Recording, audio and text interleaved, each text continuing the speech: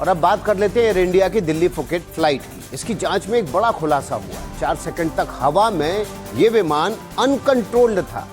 विमान का black box, इसकी जांच की जा रही है और विमान कंपनी एयरबस ने इसके ब्लैक बॉक्स को लेकर इसकी जांच विस्तार से करना शुरू की। जांच में सामने आया कि थाईलैंड के फुकेट से दिल्ली आ रही एयर इंडिया के विमान में तीनों हाइड्रोलिक सिस्टम एक साथ फेल थे और करीब 4 सेकंड तक एलिवेटर, यानी कि फ्लाइट को ऊपर उठाने वाला एलिवेटर, एयरलॉन और स्पॉइलर जैसे अहम फ्लाइट कंट्रोल काम नहीं कर रहे थे।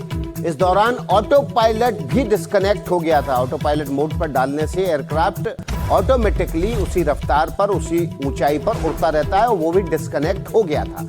संभावित स्टॉल की चेतावनी के बाद को पायलट ने साइड स्टिक आगे धकेला। साइड स्टिक के जरिए आप एयरक्राफ्ट की नोज को ऊपर नीचे कर सकते हैं। आगे धकेलने से नोज ऊपर जाती है, विमान ऊपर की तरफ चढ़ना शुरू हो जाता है। लेकिन हाइड्रोलिक पावर नहीं होने के कारण उसके इनपुट का तत्काल असर नहीं हुआ, यानी कि जो स्टिक थी, साइड स्टिक थी, उसको आगे धकेलने पर भी विमान ने ऊपर उठना नहीं शुरू किया। कुछ सेकंड बाद हाइड्रोलिक सिस्टम फिर से बहाल हुए और नियंत्रण वापस आया।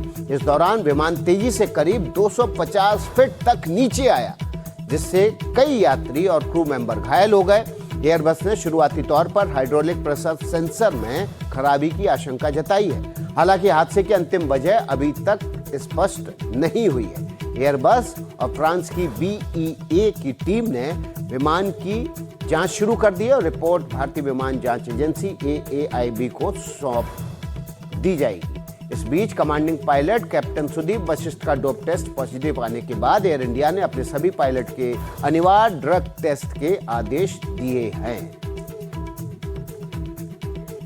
देखिए, ये जो खबर थी, ये जो एयर इंडिया की फ्लाइट थी, फुकेट से दिल्ली आ रही थी।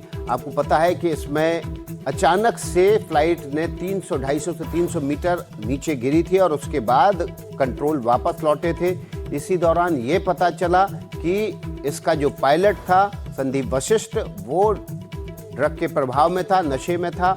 लेकिन जब विस्तार से जांच शुरू हुई तब पता चला कि इस फ्लाइट के 3 हाइड्रोलिक सिस्टम एक साथ 4 सेकंड के लिए गड़बड़ हो गए थे। इस खबर से जुड़ा हुआ जो भी अपडेट होगा सबसे पहले आप एनडीटीवी पर हासिल करेंगे। इस खबर पर और भी ज्यादा जानकारी हमारे सीनियर मैनेजिंग एडिटर विष्णु सोम दे रहे हैं। सीधे उनका रुख कर लेते हैं। 2 सवाल है यहाँ। ये पायलट के एक्शंस के लिए ये टेक्निकल फेलिंग्स हुआ है या एयरक्राफ्ट में कोई टेक्निकल फेलियर था?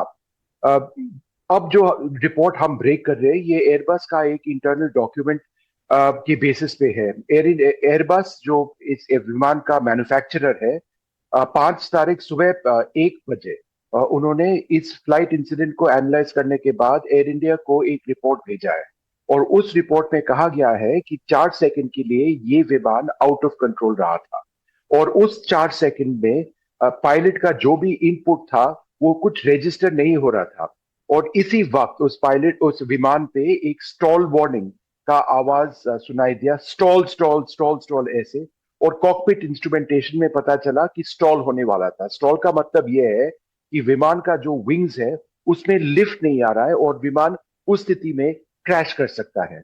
वहां को पायलट जो विमान की कंट्रोल्स पे था, उन्होंने अपना नोज डाउन एटीट्यूड, मतलब विमान को ये करने की कोशिश किया, पर नोज डाउन हुआ नहीं क्योंकि उसी वक्त ये हाइड्रोलिक फेलियर था।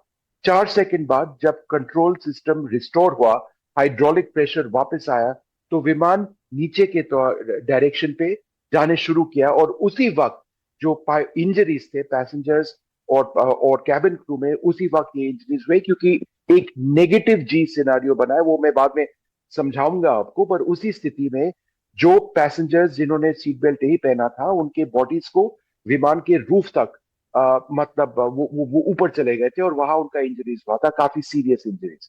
तो हमारा जो रिपोर्ट है जो अब आप दिखा रहे हैं, ये एक एयरबस का इनिशियल रिपोर्ट के बेसिस पे हमने किया है रिपोर्ट। पर कल जो है एयरबस के अपने इन्वेस्टिगेटर्स और फ्रेंच रेगुलेटरी अथॉरिटी के एक्सपर्ट्स वो भी यहाँ इंडिया में आ चुके हैं क्योंकि इसको एक एक्सीडेंट के तौर पे देखा जा रहा है और उन्होंने इस एयरक्राफ्ट इस विमान को एक्सेस किया है और एक सेकेंडरी रिपोर्ट उन्होंने प्रिपेयर किया है और इंडिया के एआईबी जो इंडिया के एक्सीडेंट इन्वेस्टिगेटर है, उनको ये रिपोर्ट दिया गया है। ये फाइनल रिपोर्ट नहीं है, पर ये इन्वेस्टिगेशन प्रोसेस अब कंटिन्यू कर रहा है।